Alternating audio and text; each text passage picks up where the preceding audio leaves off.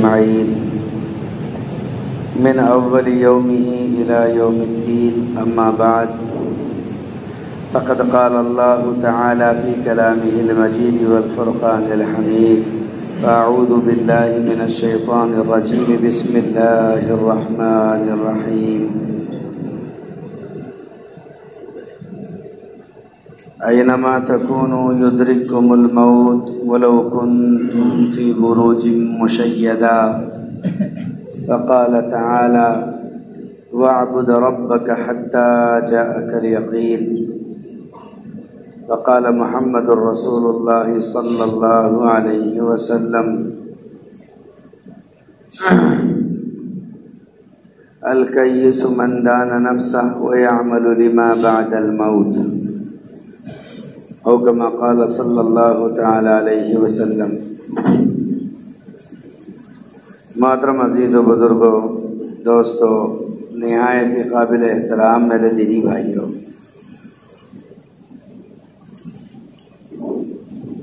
اس دنیا میں ایمان سے زیادہ کوئی بھی نعمت کبھی قیمتی ہوئی ہے اور نہ ہی ہو سکتی ہے۔ یہ ایمان ایسا نقطہ ہے جس کے ارد گرد ساری کائنات گھوم رہی ہے۔ ایمان سے شروع، ایمان پر ختم۔ یہ ایک واحد ایسا نقطہ ہے کہ کائنات کی تاریخ اسی سے شروع اور کائنات کی تاریخ اسی پر ختم۔ ایمان باقی، آپ کی کائنات باقی۔ ایمان ختم، آپ کی کائنات ختم۔ اجتماعی طور پر سب کو ایک قیامت دی گئی، انفرادی طور پر ہر بندے کو ایک قیامت دی گئی کہ کوئی یوں نہ سوچے کہ اب یہ تو پہلے مر گیا، اس کی قیامت کا کیا۔ کہا رسول اکرم صلی اللہ علیہ وسلم نے: من مات فقد قامت قیامتہ، جو مرا وہ اپنی موت کو اپنی قیامت سمجھے۔ انسان کی موت بھی قیامت سے کم نہیں۔ اگر ایمان کے ساتھ گیا تو بڑی بہترین اور عافیت والی موت، اور اگر بے ایمان کے دنیا سے رخصت ہو گیا تو اس پر تو جتنا افسوس کیا جائے اتنا کم ہے۔ جناب محمد رسول اللہ صلی اللہ علیہ وسلم نے فرمایا: اس دنیا میں 4 قسم کے لوگ جیتے ہیں اور 4 قسم کے لوگ مرتے ہیں۔ پہلی قسم تو وہ ہے جو کفر پر پیدا ہوئے اور کفر پر مرے۔ پہلی قسم تو وہ ہے جو کفر پر پیدا ہوئے اور کفر پر مرے، نہ کچھ گیا نہ کچھ آیا، کافر تھا، کافر ہو کر کے مرا۔ دوسری قسم وہ ہے جو اسلام پر جیا اور اسلام پر مرا۔ اچھی بات ہے، اسلام پر جیتا رہا اور اسلام پر موت آئی، مسلمان تھا، اسلام بچا کر لے گیا۔ تیسری قسم وہ ہے کہ جو جیا تو کفر پر لیکن موت آئی اسلام پر، کہ زندگی کافروں والی تھی، جینا کافروں والا تھا، لیکن مرتے وقت اسلام نصیب ہو گیا۔ ہنی اللہ، اس کے لیے مبارکبادی ہے، اس کے لیے مبارکبادی ہے۔ لیکن چوتھا وہ شخص ہے جس کے لیے سوائے افسوس کے اور کچھ نہیں ہو سکتا، کہ جس نے زندگی تو اسلام پر جی لیکن اس کا خاتمہ کفر پر ہوا۔ افسوس اس تیسرے چوتھی قسم کے آدمی پر ہے کہ زندگی مسلمانوں کی تھی، جینا مسلمانوں کا تھا، رجسٹرڈ میں اس کے نام کا اندراج مسلمانوں کی صفوں میں تھا، آدھار اس کے مسلمان کے تھے، الیکشنز اس کے مسلمان کے تھے، سلیکشنز اس کے مسلمان کے تھے، اس کی محفلیں مسلمانوں والی تھی، اس کی رشتہ داریاں مسلمانوں میں تھی، اس کے اپنے بچے بھی مسلمان تھے، بیوی بھی مسلمان تھی۔ افسوس ہے مرتے وقت یہ مسلمان نہ مر سکا، تو قیامت کے دن نہ رشتہ داروں کا ہو سکے گا، نہ اولاد کا ہو سکے گا، نہ اپنوں کا ہو سکے گا۔ اسی لیے کائنات میں اصل ایمان ہے۔ ایمان نہیں کچھ نہیں، ایمان نہیں کوئی رشتہ نہیں، ایمان نہیں کوئی سفارش نہیں، ایمان نہیں کوئی تعلق نہیں، ایمان نہیں کوئی حساب کتاب نہیں، سیدھے جہنم، ایمان نہیں جنت نہیں، ایمان نہیں نبی نہیں، ایمان نہیں خدا نہیں، ایمان نہیں اپنا نہیں پرایا نہیں کچھ۔ جنہیں فری میں یہ دولت ملی ہے وہ اس کا اندازہ نہیں لگا سکتے کہ یہ جو ایمان جیسا قیمتی ہیرا نصیب ہوا ہے، یہ قیمتی ہیرا، اس کی قدر کیا ہے، اس کی قیمت کیا ہے۔ یہ الگ بات ہے، غنا اور مالداری دو قسم کی ہوتی ہے، کسی کے پاس چھلک جاتا ہے، کسی کے پاس نہیں چھلکتا۔ کسی کا مال اس کے جسم پر نظر آتا ہے، کسی کا مال اس کے جسم پر نظر نہیں آتا۔ ایمان کا بھی یہی حال ہے کہ کسی کا ایمان اس کے جسم میں نظر آتا ہے، اس کے بول میں نظر آتا ہے، اس کے قول میں نظر آتا ہے، اس کے فعل میں نظر آتا ہے، اس کے عمل میں نظر آتا ہے، اس کے کردار میں نظر آتا ہے، اس کے کام کاج میں، اخلاق میں، کردار میں، اطوار میں نظر آتا ہے۔ اور کسی کا ایمان نظر نہیں آتا، لیکن ایمان ہوتا ہے، ایمان ہوتا ہے، ایمان ہوتا ہے۔ چاہے دنیا میں جتنی بدکاری کی زندگی گزار کر چلا جائے، صبح سے شام تک زنا میں ملوث تھا اور ملوث ہی رہا اور ملوث ہی مرا، لیکن مرتے وقت کلمہ نصیب ہوا، سزا بھگتے گا، لیکن ایک نہ ایک دن جنت نصیب ہوگی، ایک نہ ایک دن جنت نصیب ہوگی۔ ڈاکو تھا، ڈکیتی کرتا رہا، ڈکیتی پر جیتا رہا، ڈکیتی کی ترغیب دیتا رہا اور ڈاکے لوگوں کو سکھاتا رہا، لیکن مرا، مرتے وقت ایمان نصیب ہوا۔ ڈکیتی کی سزا، ڈاکو بننے کی سزا، ڈکیتی سکھانے کی سزا، ڈکیتی کرنے کی سزا، یہ ساری سزائیں بھگتے گا۔ عبدالآباد کی لمبی سے لمبی سزا ملے گی، لیکن ایک نہ ایک دن جنت جاوے گا۔ آپ صلی اللہ علیہ وسلم نے فرمایا، خود آپ صلی اللہ علیہ وسلم نے فرمایا کہ ان زنا و ان سرق، ان زنا و ان سرق، 3 مرتبہ کہا۔ حضرت ابو ذر غفاری کہتے رہے کہ اے اللہ کے حبیب صلی اللہ علیہ وسلم، کلمہ گو جنت میں جائے گا؟ کہاں، ضرور جائے گا۔ جو اس دنیا سے کلمہ بچا کر لے جائے گا، ایمان بچا کر لے جائے گا، وہ ضرور جنت میں جائے گا۔ تو ابو ذر غفاری کہنے لگے کہ ان زنا و ان سرق، اگر اس نے زندگی میں زنا کر لیا ہو، زندگی میں اس نے چوری کر لی ہو، تب بھی؟ آپ نے فرمایا ہاں تب بھی۔ کہا اس نے زنا کر لیا ہو، چوری کر لی ہو، تب بھی؟ آپ نے فرمایا ہاں تب بھی۔ کہا اللہ کے حبیب، اگر اس نے زنا کر لیا ہو، چوری کر لی ہو، تب بھی؟ آپ نے فرمایا ہاں ہاں، حتی رغم انف ابی ذر، یہاں تک کہ اگر ابو ذر غفاری کی ناک میں مٹی بھی گھس جاوے گی، تب بھی وہ ایمان اگر بچا کر لے جائے گا تو جنت میں جائے گا، جا کر رہے گا۔ اصل مسئلہ آج کا نہیں ہے، اصل مسئلہ اس کل کا ہے جو کسی کے قبضے میں نہیں ہے۔ اصل مسئلہ آج کا نہیں ہے، اصل مسئلہ اس کل کا ہے جس وقت روح کھینچنے والا فرشتہ روح کھینچنے کے لیے آ جائے گا۔ وہ لمحہ فیصلہ کرے گا کہ اس کا آخرت میں کیا ہونے والا ہے، وہ لمحہ فیصلہ کرے گا کہ اس کا آخرت میں کیا ہونے والا ہے، وہ لمحہ اصل ہے۔ اگر نیک تھا تو فرشتوں کی صف آ جائے گی بچانے کے لیے، اور اگر بد تھا تو سارے شیاطین آ جائیں گے اسے لینے کے لیے۔ فرشتوں کو پتہ چل جاتا ہے اس کا خاتمہ کس پر ہونے والا ہے، ایمان پر یا کفر پر۔ اگر اس کا خاتمہ کفر پر ہو رہا ہے تو فرشتے جن اشکال میں اس کو لینے کے لیے آتے ہیں، اللہ کی قسم، ایک فرشتے کی اگر صرف تصویر دنیا دیکھ لے تو ان کے کلیجے پھٹ کر کے باہر آ جائے۔ جس ہیبت میں آتا ہے، جسے دیکھنے کی اللہ کا خلیل تاب نہ لائے، ابراہیم خلیل اللہ جسے دیکھ کر غش کھا جائے، جن کا ایمان کائنات میں مسلم ہے، جن کے ایمان کی مثال دنیا نے دی کہ ان کے ایمان نے آگ کو گلزار کر کے بتایا۔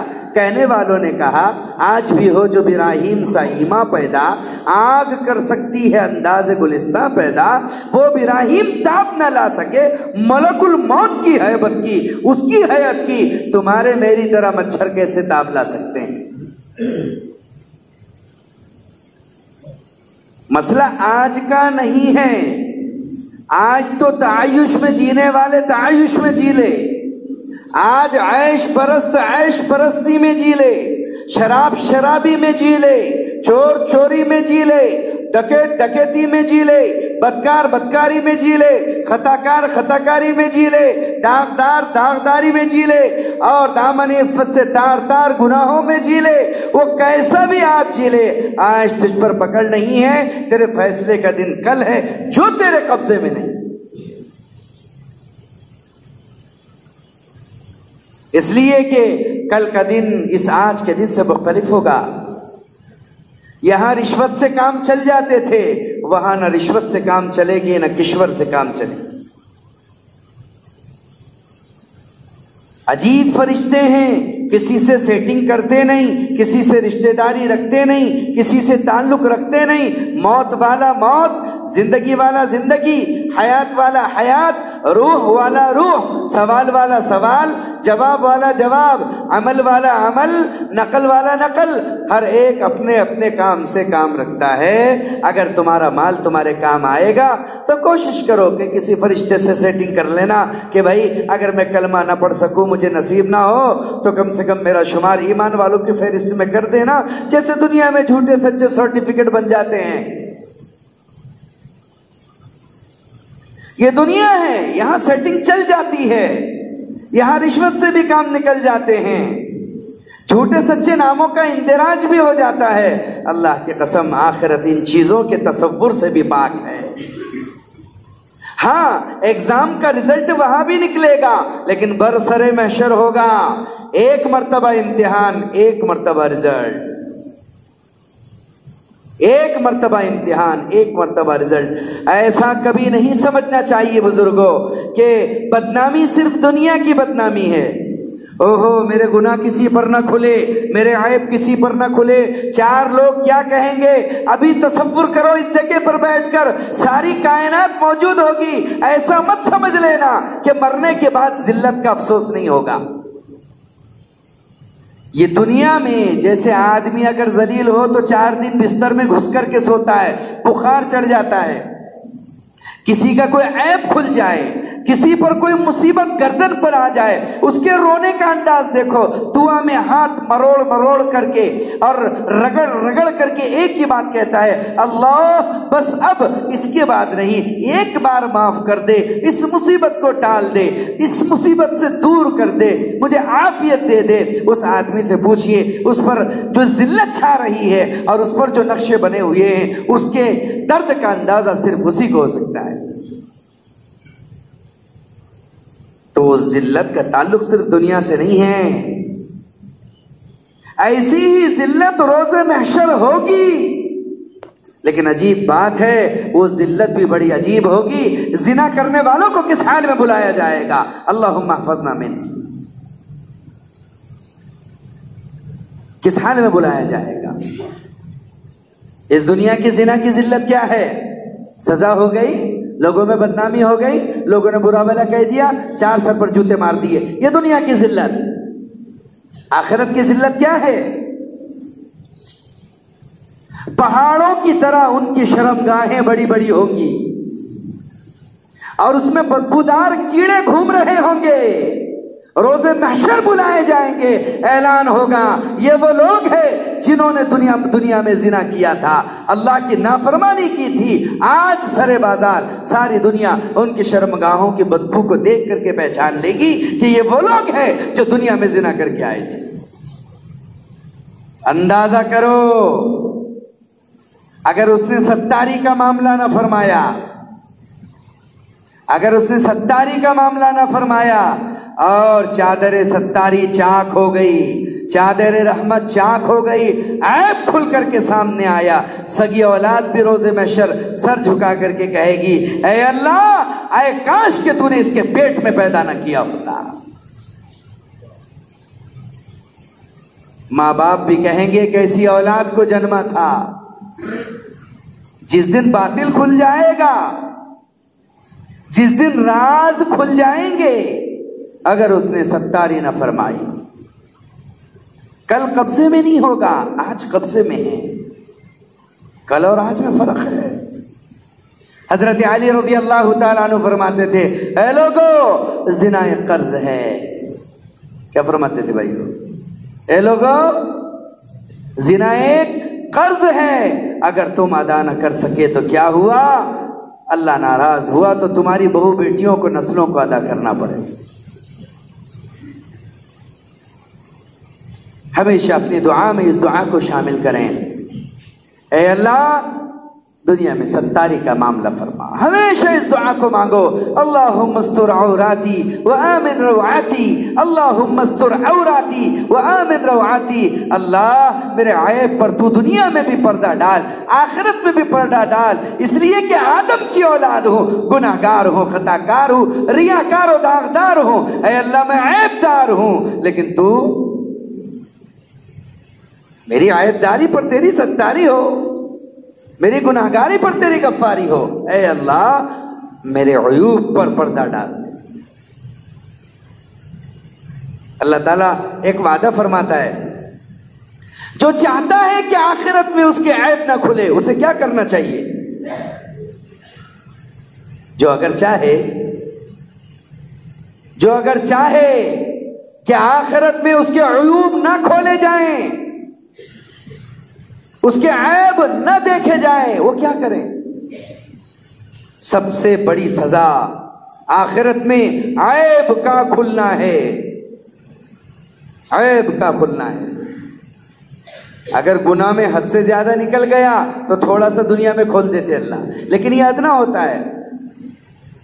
فَلَنُذِيقَنَّهُمْ عَذَابَ الْأَدْنَىٰ دُونَ عَذَابِ الْأَكْبَرِ، کہ ہم عنقریب بڑا عذاب چکھائیں گے۔ یہ دنیا میں تو مزہ چکھایا ہے صرف ذلت کا، آگے اور بڑا عذاب ہے۔ سوچو تو صحیح، عیوب آدمی کے کھل گئے اور رسول اللہ کرسی پر موجود ہو، کیا ہوگا اس امتی کا؟ کیا ہوگا؟ رسول کریم فرمائیں گے اے میرے امتی، تجھ سے یہ امید نہ تھی، میں کیسے تجھے اپنا امتی کہوں، میں کیسے تجھے اپنا امتی مانوں؟ تیرا حال یہ ہے، تیرا حال یہ ہے۔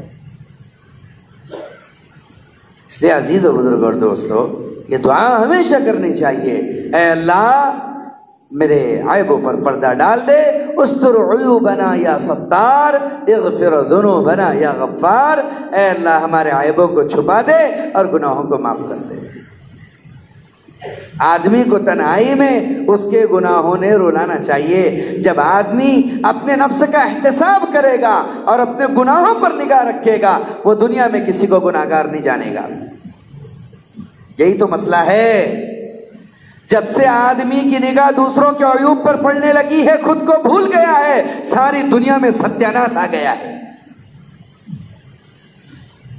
ساری دنیا میں۔ جبکہ اللہ تعالیٰ قرآن کریم میں صاف فرماتا ہے فَلَا تُزَكُّوا أَنفُسَكُمْ، زبردستی کا تقوی مت جھاڑو۔ اللہ صاف کہتا ہے اپنے آپ کو بہت پاک باز مت ظاہر کرو، میں کی رٹ مت لگاؤ، ہمیں معلوم ہے تم کیسے، ہمیں معلوم ہے، کوئی ضرورت نہیں ہے اپنی پاک بازی جھاڑنے کی۔ فَلَا تُزَكُّوا أَنفُسَكُمْ، اللہ جانتا ہے کون کتنے پانی میں ہے۔ انی لمستتر من عین جیرانی واللہ یعلم اسراری و اعلانی، میں اپنے پڑوسیوں سے چھپا ہوا ہوں، لیکن میرے ظاہر کو، میرے باطن کو میرا اللہ خوب اچھی طریقے سے جانتا ہے۔ سارا جھگڑا اس دنیا میں خود کو ثابت کرنے کا ہے۔ پدرم سلطان بود، پدرم سلطان بود۔ ایک صاحب کی خبر پر کتبہ لگا ہوا تھا کہ مرحوم فلاں فلاں ہے، ٹی ایڈ کرے ہوئے ہیں، بی ایڈ کیے ہوئے ہیں، LLB کرے ہوئے ہیں، فلاں ہے اور جج بھی تھے، اس فلاں میں فارغ ہوئے، ساری ڈگریاں جو ہے اس کے اوپر لکھی ہوئی تھی. کس پر؟ قبر کے کتبوں پر لکھا ہوا تھا. بازو میں ہی یہ قبر تھی جس کے اوپر لکھا ہوا تھا میں اہم تھا یہی وہم تھا. کیا لکھا ہوا تھا؟ میں اہم تھا یہی وہم تھا. اور یہ وہم اس دن کھل جائے گا جس دن ڈگری والوں کی ڈگری کام نہیں آئے گی، مال والوں کا مال کام نہیں آئے گا، عزت کے دعوے کرنے والے ذلیل اور خوار ہو کر کے دکھائے جائیں گے. تو اگر کوئی یہ چاہتا ہے کہ آخرت میں اس کا عیب نہ کھلے، انسان کا ایک مزاج ہے، اپنے پر مصیبت آتی ہے تو اسے حالات سے تعبیر کرتا ہے. کیا کرتا ہے؟ حالات ہے، امتحان ہے، اللہ امتحان لے رہا ہے. کیا کہتا ہے؟ وَلَمَّا تُبْلِيَ الْبَلَايَا عَلَيْهِ يَقُولُ الْبَرْنَامِجَ، کہ جب اس کے اوپر حالات آتے ہیں تو کہتا ہے اللہ کا امتحان ہے، اور جب کسی دوسرے پر حالات آتے ہیں تو کہتا ہے اللہ نے اس کو عذاب میں گرفتار کر دیا. عجیب بات ہے نا، اپنا جام ہے تو میٹھا ہے، کھانسی نہیں ہوتی اس سے. دوسرے کا جام ہے تو کیسا ہے؟ کھٹا ہے، اس سے ترش ہے، اس سے کھانسی ہو جاتی ہے. آدمی کو، ہر ایک کو اپنی اولاد حسین اور جمیل نظر آتی ہے، اور دوسروں کی قلیل اور ذلیل نظر آتی ہے. انسان کا مزاج ہے، انسان کا مزاج ہے. اس لیے انسان اپنی ذات میں بہت خود غرض ہے. اللہ نے اس کی خود غرضی کی طرف قرآن میں کئی جگہ اشارہ کیا ہے.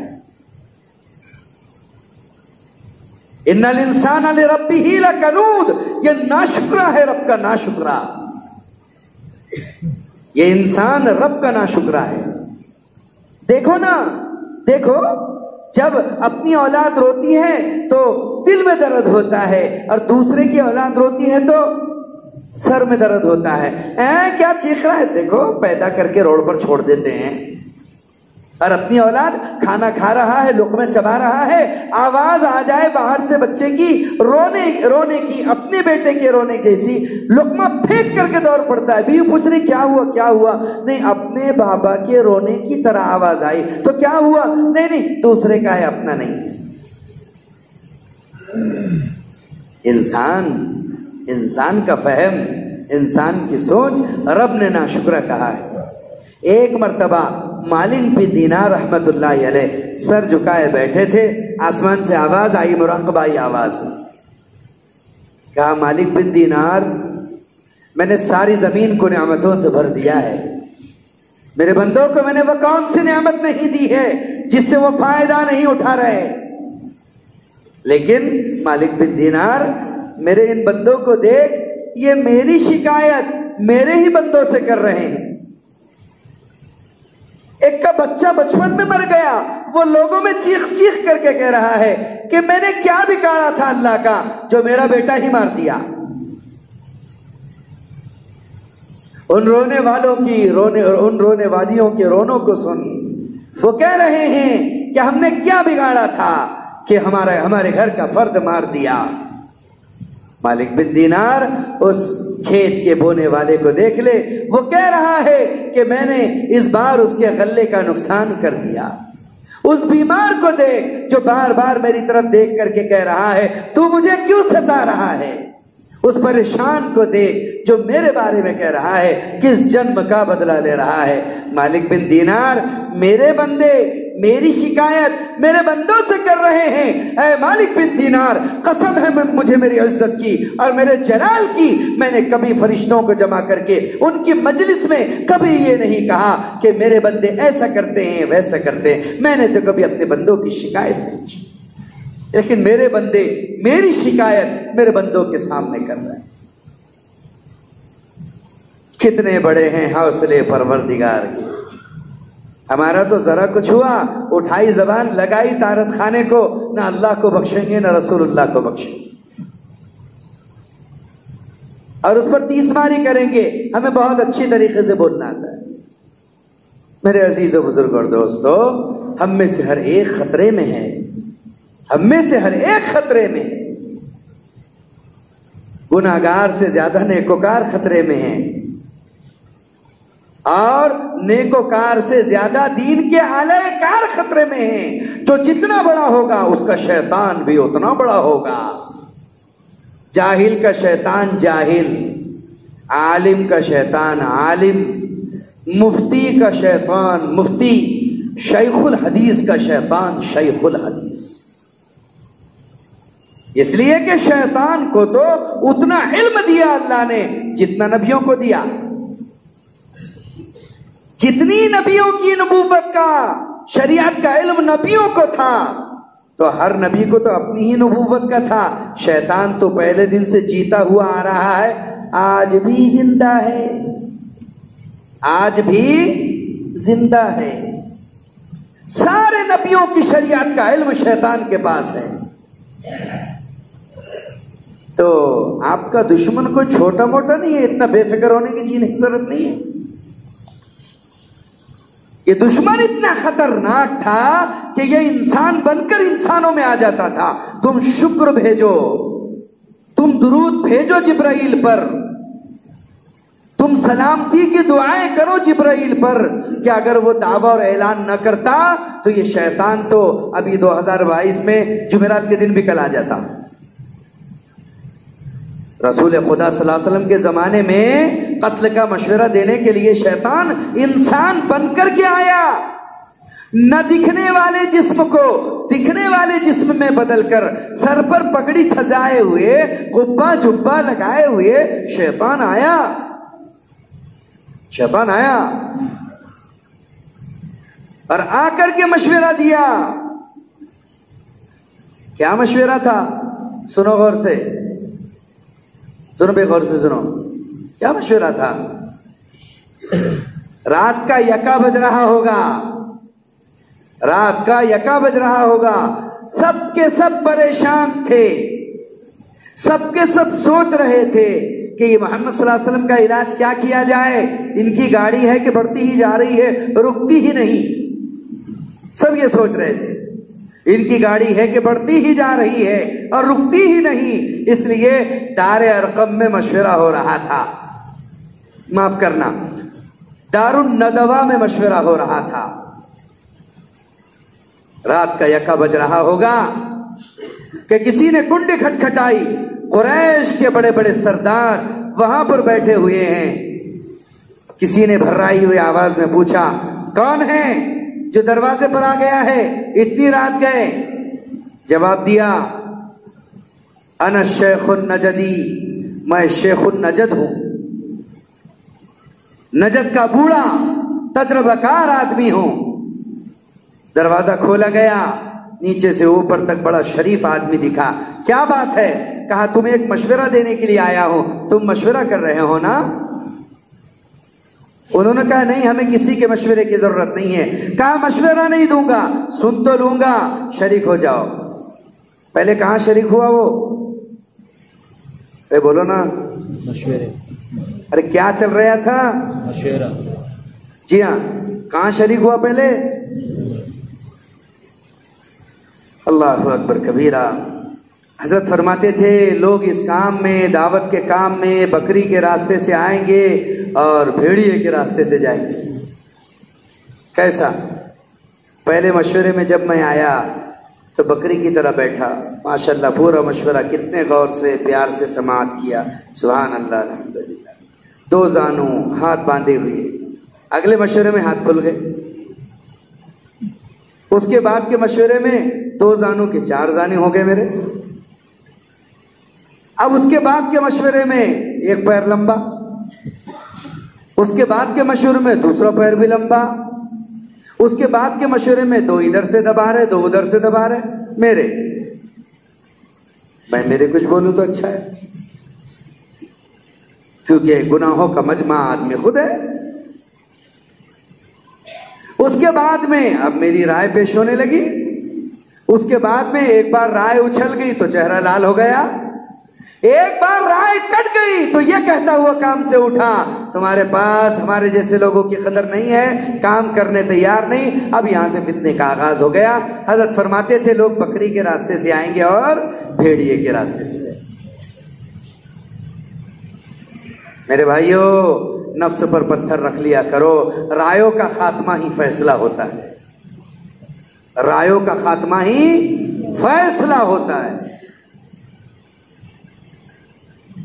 داخل ہوا ان کے مشورے میں، سب کی سنتا رہا، کیسے کرے کیا کرے، کیسے کرے کیا کرے، کیسے کرے کیا کرے. ہر ایک رائے دے رہا تھا، ایسے کر دو، ویسے کر دو، ایسے کر دو، ویسے کر دو. ایک نے کہا جادو کر دو، ایک نے کیا کہا. یاد رکھنا اس دنیا میں لوگ داعی کو دعوت سے روکنے کے لیے ایک ہتھیار ضرور جادو کا استعمال کریں گے. یہ سنت ہے. یہ کیا ہے؟ اگر کسی دعوت کے کام کرنے والے پر جادو ہو گیا، پریشان نہ ہو، تو خوش نصیب ہے کہ تجھے سرور انبیاء کی حیات کی ایک سنت نصیب ہو گئی. اس کا مطلب تیری دعوت مقبول ہے. ہم تو پاگل تھے حضرت شیخ یونس صاحب جونپوری رحمت اللہ علیہ کے بارے میں. پوری دنیا میں ان سے بڑا کوئی شیخ نہیں تھا مظاہر میں جو حضرت شیخ یونس جونپوری تھے، لیکن ان پر سحر اور جادو اتنا خطرناک تھا کہ ایک الو ایک کوا وہ ہمیشہ بیٹھے رہتے تھے. کسی انہی کے شاگرد نے آزمانے کے لیے یا پتہ نہیں کائے کے لیے جادو کیا کہ پتہ نہیں اللہ والوں پر ہوتا نہیں ہوتا، کیا اور ہو گیا. سمجھدار لوگوں نے کہا علاج تو ہوگا مگر وہ مر جاوے گا. حضرت نے فرمایا جان کے بدلے جان نہیں لینا چاہتے، زندگی پر مطلع رہے. تو حضرت علامہ عثمان غنی سے پوچھا کسی نے، کہا کہ حضرت یہ تو اللہ والے ہیں، رات دن قرآن پڑھنے والے ہیں، رات دن بخاری پڑھانے والے ہیں، رات دن حدیثوں کے درس میں ہیں، یہ تو ساری نیکیوں میں ہیں، یہ تو سارے خیروں میں ہیں، اس کے باوجود پھر ان پر ایسا کیوں ہو گیا؟ جواب یہ دیا کہ کسی اگر ایسے آدمی کے اوپر سحر اور جادو ہو جائے تو سمجھو یہ اس کے مقبول ہونے کی علامت ہے کہ زندگی میں ساری سنتیں آ گئی تھی. اللہ کے نبی کی حیات کی ایک سنت آپ پر سحر اور جادو کا ہو جانا باقی رہ گئی تھی، جو اب ہو گیا. اور قرآن بھی وہیں پر آ کر کے ختم ہو گیا. سنو بے غور سے سنو، قرآن بھی کہاں ہے؟ قرآن کہاں ختم ہوا؟ ارے بولو نا، قرآن کہاں ختم ہوا؟ سورہ فلق، سورہ، یہ دو صورتیں ہیں جو خواب میں اتری. کہاں اتری؟ جو دو صورتیں جب سارے کے سارے پریشان ہو گئے اللہ کے نبی علیہ السلام کی اس محنت کو اور آپ کو دعوت سے روکنے کے لیے، تو بھگے بھگے گئے مشرکین. کس کے پاس؟ یہودیوں کے پاس. کہاں گئے؟ دنیا کا سب سے بڑا جادو یہود کے پاس تھا، ہے، آئندہ بھی رہے گا. کہ تمہارے چین بنگال کے کھوپرے کے وٹے لگتے بھی نہیں ان کو. یہ جو چھو کروں چھا کروں تیرا دکھا میں کیا کروں، یہ لگتے بھی نہیں ان کو. یہود جادو میں سب سے اعلیٰ اور ماہر، ان سے زیادہ کوئی ماہر نہیں. اہل بابل کا، اہل کلدان کا. تو یہودیوں سے دشمنی تھی مشرکین کی، لیکن اس کے باوجود ان سے آ کر کے ملے اور کہا کہ ہم تمہیں تول دیں گے سونے اور چاندی میں اگر تم محمد صلی اللہ علیہ وسلم پر جادو کر دو. نام تھا اس کا لبید ابن اعصم، بخاری میں روایت ہے، مسند احمد ابن حنبل میں اور تفصیل سے.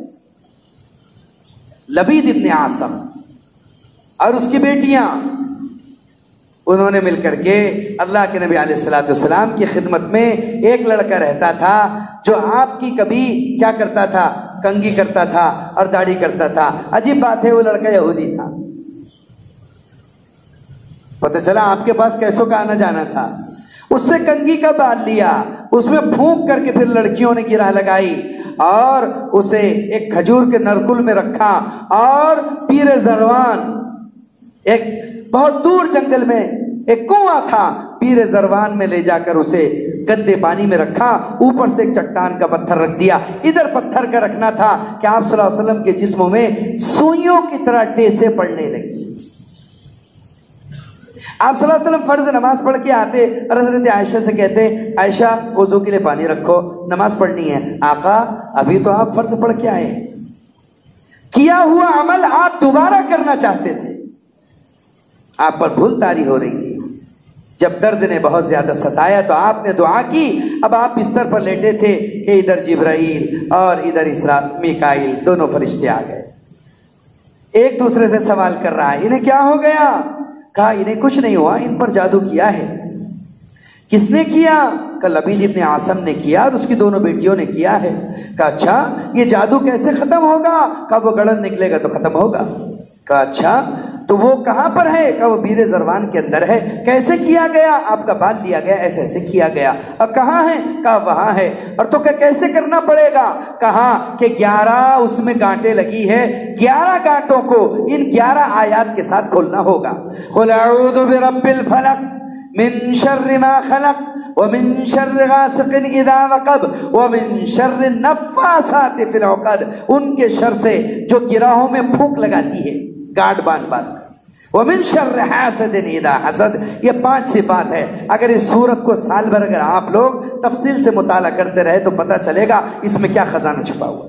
5 آیتیں یہ، پھر اگلی 6 آیتیں قل اعوذ برب الناس ملک الناس الہ الناس من شر الوسواس الخناس الذی یوسوس فی صدور الناس من الجنۃ والناس۔ یہ 11 آیت۔ آپ نے حضرت علی ابن عباس کو فوراً بھیجا، یہ وہاں پر گئے، اسے اکھاڑ کر لایا، آپ نے گرا کھولی، پھر فرمایا کہ اللہ نے میرے جسم کو آزاد کر دیا۔ لیکن ایک مرتبہ حضرت عائشہ سے فرمایا عائشہ جس نے مجھ پر جادو کیا تھا میں اسے پہلی صف میں دیکھتا ہوں نماز پڑھتے ہوئے، میں کبھی کچھ نہیں کہتا۔ اے لوگو تم بھی اسے کبھی کچھ نہ کہتا۔ اتنی تو برداشت ہمارے پاس ہے نہیں، ہمارے پاس تو اکھڑ اکھڑ کر نکالتے دوسروں کا، اپنا معاف کرنا تو دور کی بات ہے۔ بعض لوگوں کو دیکھے ہوں گے بیڑی پینے والے کو جو بہت چتر رہتا وہ کیا کرتا، بیڑی لیتا اپنی اور دوسرے کی جلی ہوئی بیڑی لیتا اور 2-4 دم اس کے پھونک کے واپس دے دیتا اس کو۔ ہمارا یہ حال ہے، ایک بیڑی کتنے دن چلا لیتا ہو، وہ سامنے والے کو سمجھ میں ہی نہیں آتا وہ فلسفہ کیا ہے۔ اس کی بیڑی منہ میں لیتا، پھک پھک کر کے 2-4 دم مارا کہ دے دیا، آگے بڑھا 2-4 کے دم، ایسے میں کام، ایک بیڑی میں کام چلا رہا ہے۔ سسٹم ہمارا ایسا ہی جینے کا۔ ہم کیا کسی کو اپنا حق معاف کریں گے، دوسروں کا نہیں چھوڑتے۔ اللہ حفاظت فرمائے۔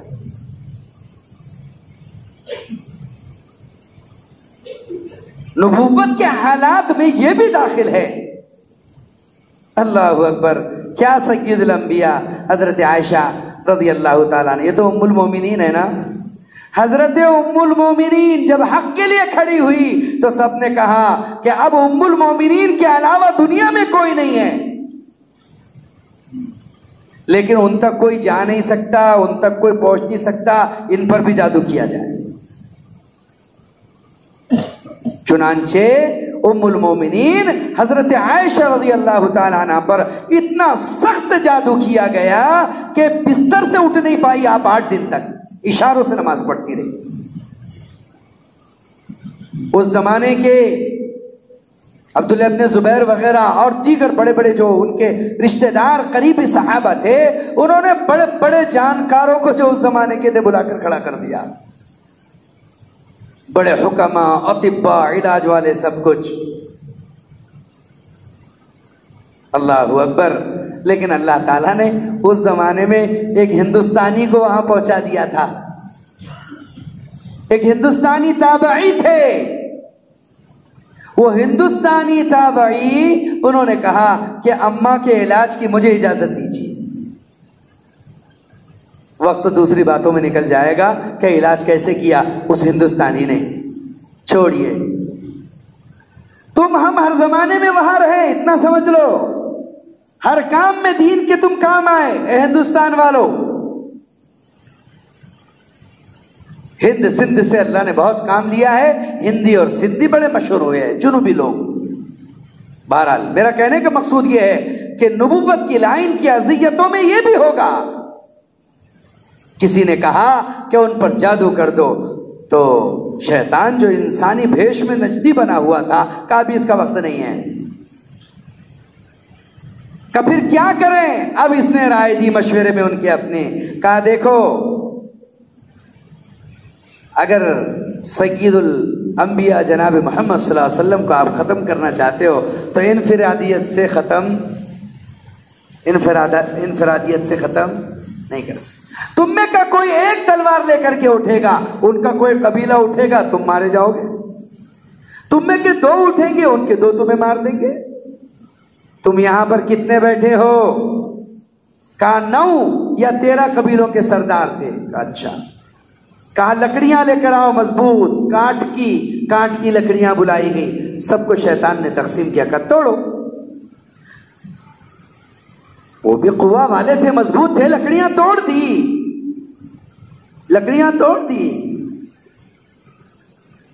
2 لکڑی دی، وہ بھی توڑ دی، 3 وہ بھی توڑ دی۔ اس نے 9 یا 13 لکڑیوں کا گٹھا بنایا، پھر ایک کے پاس دیکھا، توڑو۔ وہ توڑنے کے لیے بہت کوشش کرتا رہا لیکن نہیں ٹوٹی، سب کو دیا، کسی سے نہیں ٹوٹی۔ کہا میں تمہیں کیا سمجھانا چاہتا ہوں، سمجھ گئے؟ کہاں سمجھ گئے کہ آپ محمد صلی اللہ علیہ وسلم کو قتل کرنے کے لیے ہمیں اجتماعیت کے ساتھ حملہ کرنا ہوگا۔ کیا کے ساتھ؟ ہر ایک قبیلے کا ایک فرد اس میں لیا جائے۔ کس میں؟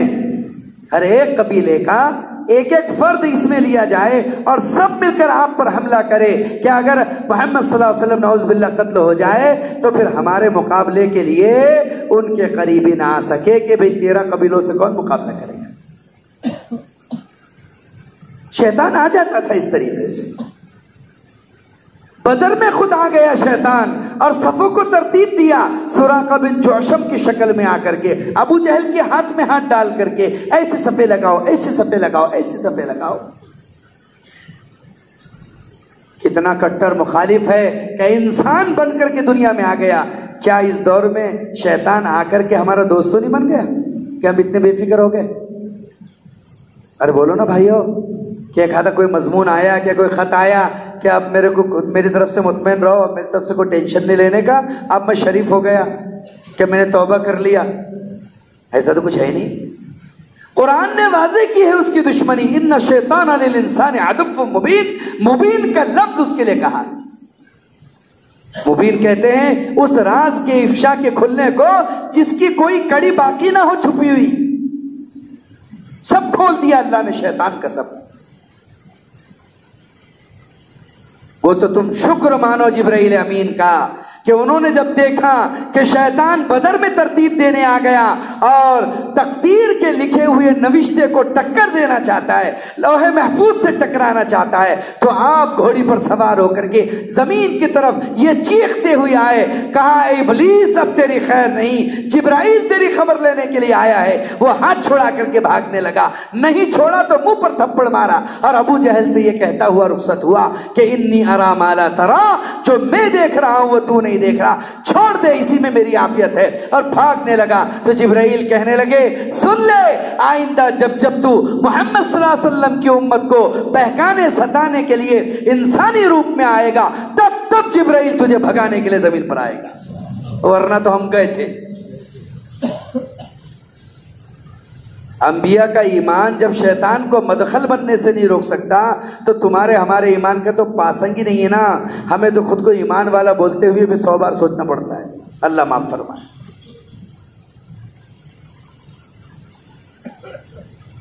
ہم میں سے ہر ایک خطرے میں ہے، جب مرے گا تو وہ آئے گا، اس لیے آدمی کی کیٹیگری کے اعتبار سے اس کا شیطان ہوتا ہے۔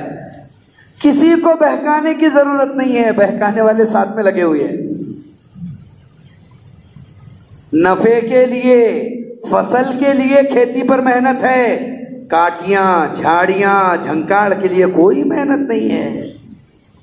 مٹھی بھر اناج لینے کے لیے کتنے پسینے گرتے ہیں، کتنے سورج تپتے ہیں، کتنے چاند طلوع ہوتے ہیں، اور کتنے جانور تھکتے ہیں، کتنے ڈیزل پیٹرول لگتے ہیں، کتنی زمین نیچے اوپر ہوتی ہے، تب مٹھی بھر پلی بھر اناج آدمی کے سامنے آتا ہے۔ کچھ لینے کے لیے محنت ہے۔ اگر کسی کو خراب کرنا ہو تو خراب کرنے کی کیا ضرورت ہے؟ کھیت چھوڑ دو، 1 سال میں پڑی، کاٹے جھاڑیاں جھاڑا جنگاڑ، کیا کرنا کسی۔ اس لیے دنیا کو آخرت کی کھیتی کہا۔ آخرت میں کچھ لینا ہے تو زارع، فلاح اور کسان کی طرح محنت کرنا ہوگا تو آخرت میں کچھ لے پاؤ گے، ورنہ نہیں۔ اس لیے بزرگوں کہہ رہا ہوں، یہ ساری کی ساری کائنات اسی نقطہ ایمان کے اطراف میں طواف کرتی ہے۔ ہر ایک خطرے میں ہے ہم میں۔ کیوں؟ اس لیے کہ مسئلہ آج کا نہیں ہے، مسئلہ مسئلہ کرتے. محدث نیشا پور کے حالات میں لکھا ہے، فرماتے ہیں ایک دن میں نے تہجد میں خواب دیکھا، خواب میں 2 فرشتوں کو بات کرتے ہوئے دیکھا.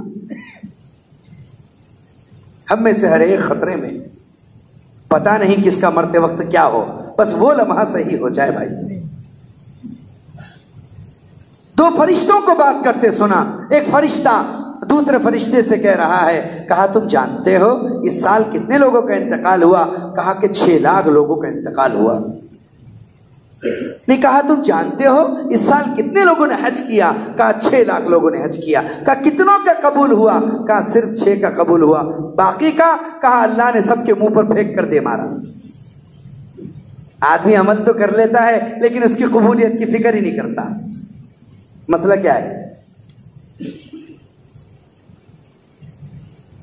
صحابہ میں ہم میں یہی فرق ہے کہ وہ عمل کر کے روتے تھے، عمل کر کے ڈرتے تھے، ہم نہیں کر کے بھی ڈرتے نہیں. یہ مسئلہ ہے.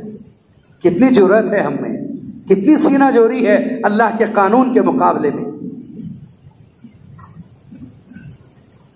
کہا اور کتنے لوگوں کا انتقال ہوا؟ کہا 60,000 لوگ مرے ہیں اس سال. اچھا. کہا لیکن 60,000 میں 6,000 لوگ ایسے تھے جنہیں دنیا اللہ کا ولی مانتی تھی، ان سے دعائیں کرواتی تھی، ان کے قریب جاتی تھی، ان کے قریب رہنا پسند کرتی تھی. لیکن افسوس کہ جب وہ مرے تو ان کو مرتے وقت کلمہ تک نصیب نہ ہوا. العبرۃ بالخواتیم، اعتبار تو خاتمے کا ہے. جس کے ساتھ ایمان گیا وہ کامیاب ہو گیا، اور جس کے ساتھ ایمان نہ گیا تھا نہ دنیا کا کوئی کام کی بات نہیں.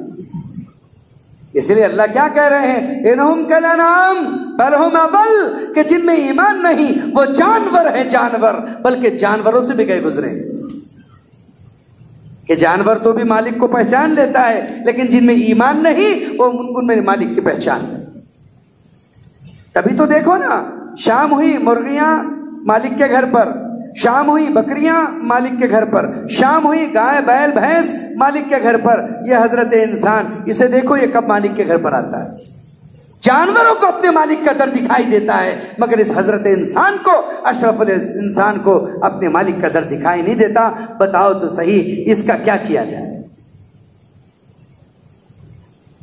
ہر ایک خطرے میں ہیں. آپ نے 1997 کا آرٹیکل سنا ہوگا.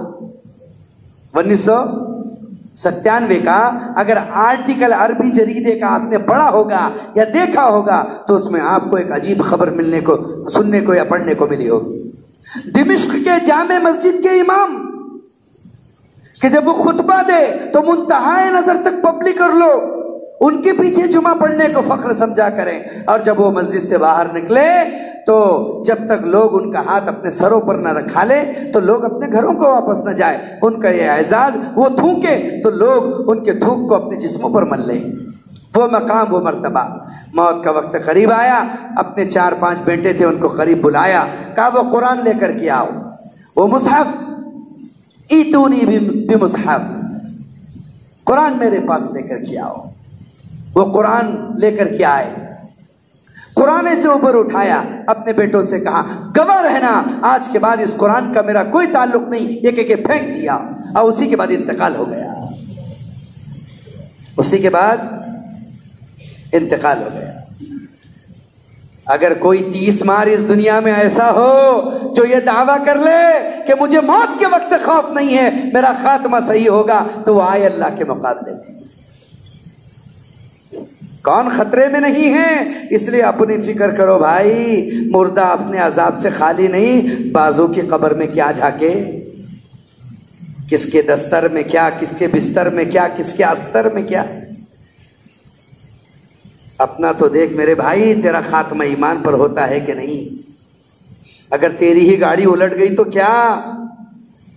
دوسروں کے عیوب بینی میں، دوسروں کے عیب دیکھنے میں آدمی کا وقت نکل جائے گا، وہ تو پار ہو کر کے چلا جائے گا.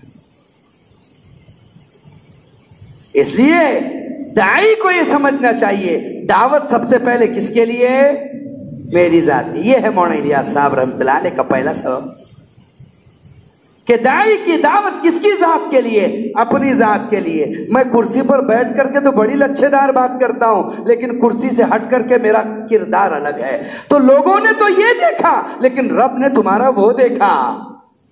لوگوں نے تو یہ دیکھا۔ اللہ تعالیٰ اس سائنس کے ذریعے سے آخرت کو سمجھا رہا ہے، غور سے سمجھ لو۔ یہ مت سمجھو کوئی نہیں دیکھ رہا۔ کل قیامت کے دن اللہ تعالیٰ ایک اصول بنائیں گے، بلکہ قرآن میں اللہ نے کہہ دیا اصول کیا ہے؟ یوم تکلم الناس ایدیہم وتشہد ارجلہم بما کانوا یکسبون۔ زبانیں گواہی نہیں دیں گی، ہاتھ پیر جسم گواہی دے گا، زبانوں پر تالا اللہ لگا دے گا۔ کوئی اپنی زبان کا وہاں چرب زبانی سے استعمال نہیں کر سکے گا۔ یہاں تو الٹا سیدھا بول کر کے کچھ بھی کر لو، لیکن آخرت میں یہ بولنے والی زبانی نہ ہوگی۔ یہ ہاتھ گواہی دیں گے کیا غلط پکڑا تھا، یہ پیر گواہی دیں گے کیا غلط کے لیے چلے تھے، یہ شرمگاہیں بات کریں گی کس سے ملاپ کیا تھا۔ اللہم احفظنا میں سب بولیں گے جسم کا ٹکڑا ٹکڑا۔ آدمی سوچتا ہے یہ کیسے بولیں گے؟ اب نارکوٹک ٹیسٹ آ گیا ہے۔ کون سا؟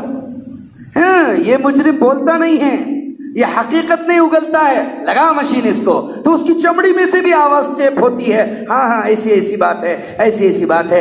اللہ ان مشینوں کو وجود دے کر تمہیں سورہ یاسین کی آیت سمجھا رہا ہے کہ دنیا میں تمہاری چمڑی بول رہی ہے، آخرت میں کیوں نہ بولے گی؟ انی لمستتر من عین جیرانی واللہ یعلم اسراری واعلانی۔ میں لوگوں کی نگاہ سے، میں پڑوسیوں کی نگاہ سے تو چھپ گیا، لیکن میرا ظاہر، میرا باطن اس کی نگاہ سے نہ چھپ سکا۔ اپنے نفس کی پہلی فکر ہے۔ اللہ فرماتا ہے کیا سوچتے ہو یہاں جو بولو گے دوسروں کو دو گے، کسی کو پتہ نہیں چلے گا۔ آخرت میں پائی پائی کا حساب ہے، رتی رتی کا حساب ہے، لگئی کی اس کا بھی حساب، بجھئی کی اس کا بھی حساب، 2 میں لڑایا اس کا بھی حساب، 10 کو لڑایا اس کا بھی حساب۔ بخش اتنے آسانی سے بغیر حساب کتاب کے جائیں گے کیا؟ کھیل ہے۔ اللہ اپنے حق معاف کر دیں گے، 70 کی چادر میں لے کر پیچھے سے جنت میں پھینک دیں گے، لیکن جس نے امت کو لڑایا ہے، حدیث میں آتا ہے جو لوگ جانوروں کو لڑاتے ہیں، جیسے مرغوں کی لڑائی کرانے والے، اور سے سنیں، مرغوں کی لڑائی کرانے والے،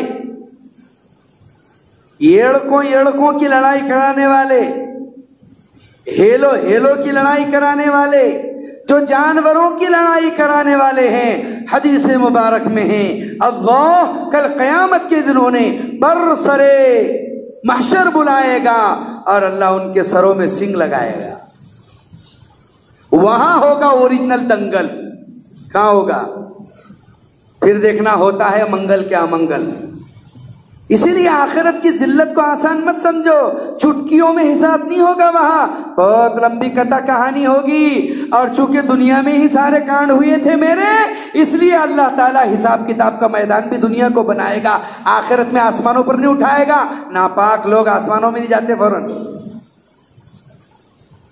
جی ہاں، جنت آسمانوں میں ہے، جہنم زمین میں ہے۔ قرآن کہتا ہے وَجِيءَ يَوْمَئِذٍ بِجَهَنَّمَ يَوْمَئِذٍ يَتَذَكَّرُ الْإِنسَانُ وَأَنَّىٰ لَهُ الذِّكْرَىٰ۔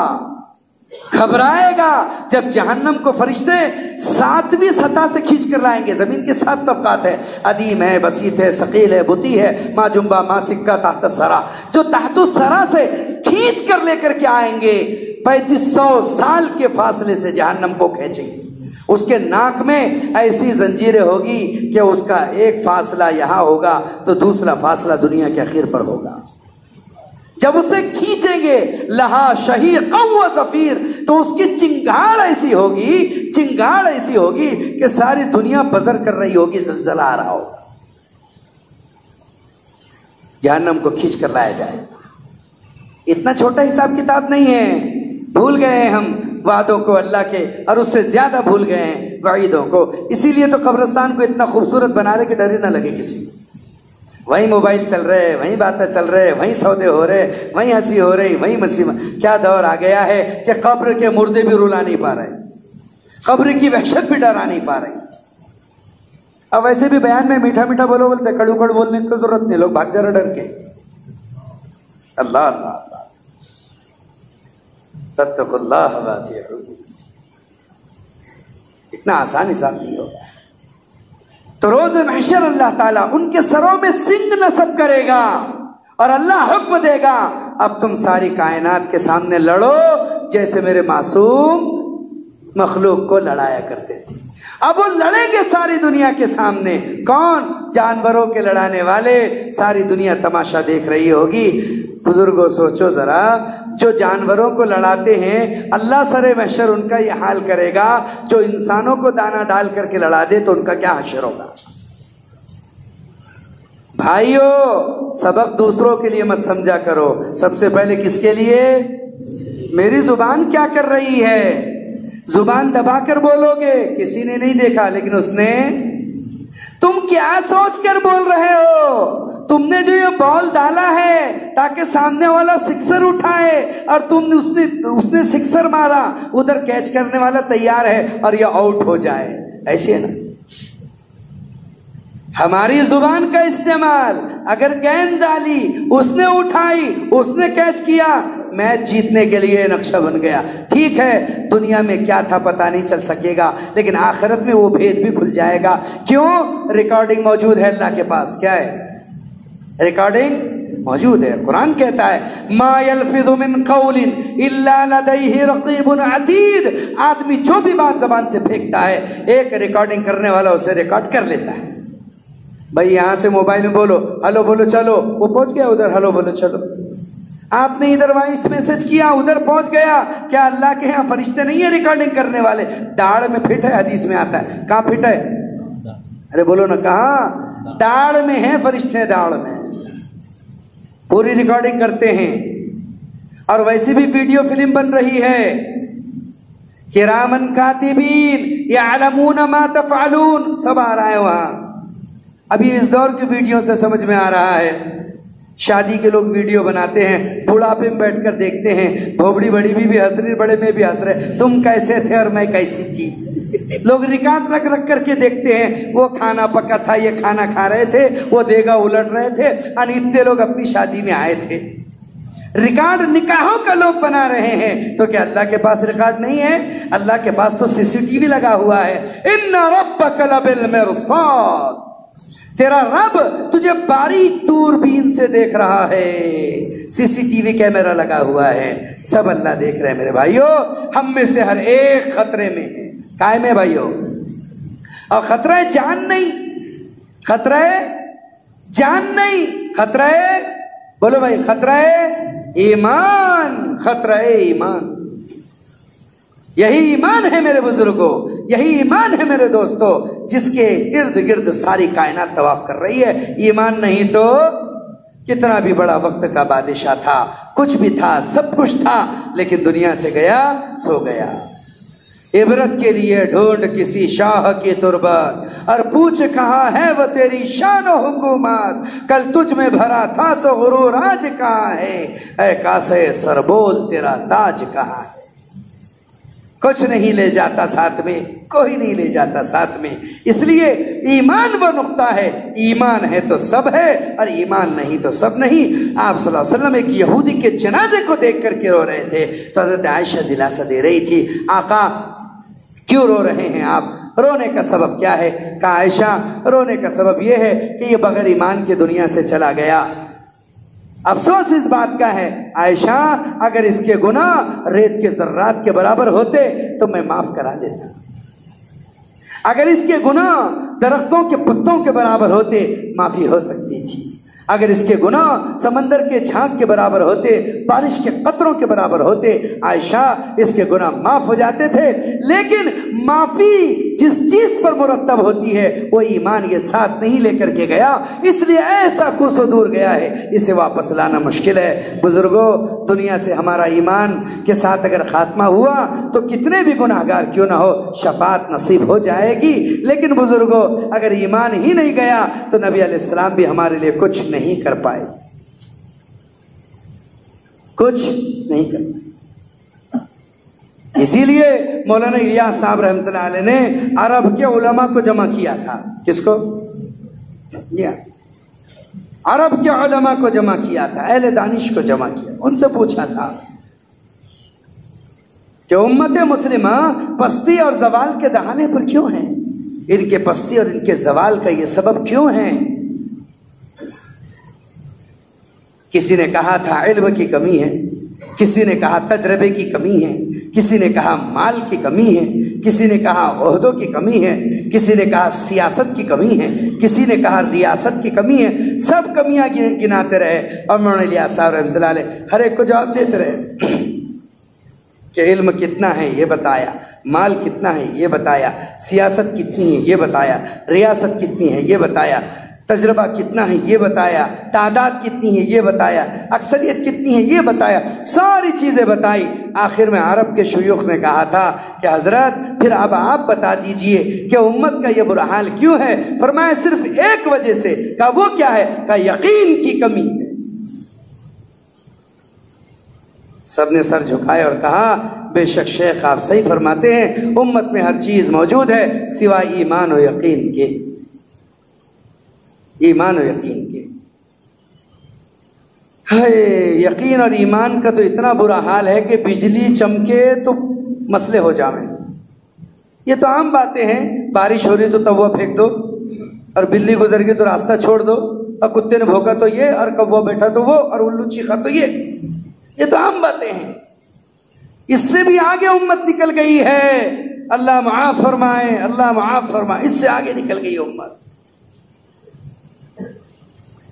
ایک شخص وہ ہے جس کا معبود مندر میں بیٹھا ہوا ہے، وہ اپنے معبود کے پاس خود جاتا ہے، اس کو مسی کوکو لگاتا ہے، ناریل پھوڑتا ہے، وہاں شکر وغیرہ چڑھاتا ہے، اگربتی لگاتا ہے، دھوپ آنچ دیتا ہے، آرتی کرتا ہے۔ ایک کا معبود تو کہاں بیٹھا ہے؟ مندر میں بیٹھا ہے۔ اور ایک وہ ہے جس کا معبود اس کے ساتھ میں ہے۔ کیا ہے یہ انگوٹھی میں؟ کہا یہ نیلم ہے۔ اچھا، کہا یہ کیا ہے؟ کہا یہ بخراج ہے۔ کہا یہ کیا ہے؟ فیروزہ پتھر ہے۔ کہا یہ کیا ہے؟ کہا یہ عقیق ہے۔ کہا یہ کیا ہے؟ مونگا ہے۔ کہا یہ کیا ہے؟ کہا پنا ہے۔ کہا یہ کیا ہے؟ یہ فلاں ہے۔ ارے کہا کیا کہیے ان پتھروں کی تاثیرات، اسے پہننا تو دور کی بات، دیکھنے سے ہی قسمت بدل جاتی ہے۔ واہ واہ واہ واہ، اپنے معبود کو لے کر گھوم رہا ہے۔ امت کا انحطاط اتنا ہے تو پھر ایمان اور یقین کی ضرورت نہیں ہے تو اور کیا چیز ہے؟ حضرت شیخ معظم فرماتے تھے ایمان بن گیا تو عمل خود بخود درست ہو جائے گا۔ ایمان بنانے کی جڑ کی محنت کرو، جڑ کی، کس کی؟ جڑ کی محنت کرو، ایمان بن جائے گا، عمل درست ہو جائے گا۔ پھر فرماتے تھے کہ اگر تم سچے ایمان کی محنت کے لیے اٹھو گے تو اللہ تمہارے دشمنوں کو تمہارے سامنے عبرتناک سزائے دے گا اور تمہیں اللہ ترقی دے گا۔ شرط ہے کہ اس ایمان کی محنت کو لے کر کے وہ اندر سے اٹھے، اسی درد کے ساتھ، اسی کرب کے ساتھ جس درد کو لے کر کے جناب محمد الرسول اللہ صلی اللہ تعالی علیہ وسلم اس دنیا میں تشریف لائے تھے، اسی درد کو لے کر، اسی درد کو لے کر۔ میرے بھائیوں، بزرگوں اور دوستو،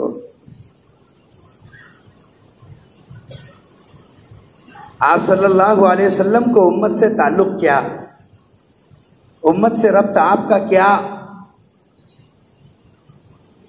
آپ صلی اللہ علیہ وسلم کے لیے تو پہاڑوں کو سونے کا بنایا جا رہا تھا نا۔